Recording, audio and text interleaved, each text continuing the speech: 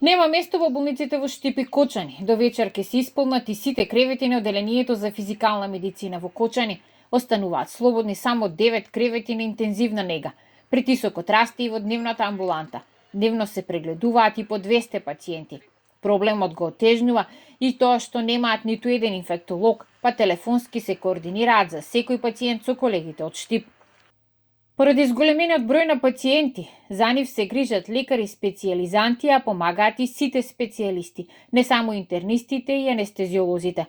Според насоките што ги добивме од Министерството за здравство, веќе подготвивме 2 тима за спроведување на имунизацијата. Според планот, во Кочани ќе има можност дневно да се вакцинираат по 200 пациенти, а пунктот ќе биде отворен од 8 до 20 часот. Во Штип веќе неколку дена нема слободни кревети во ковид центарот. Се чека отварањето на модуларната болница, што треба да биде пуштена во употреба за ден-два. Така ќе се обезбедат дополнителни 47 кревети.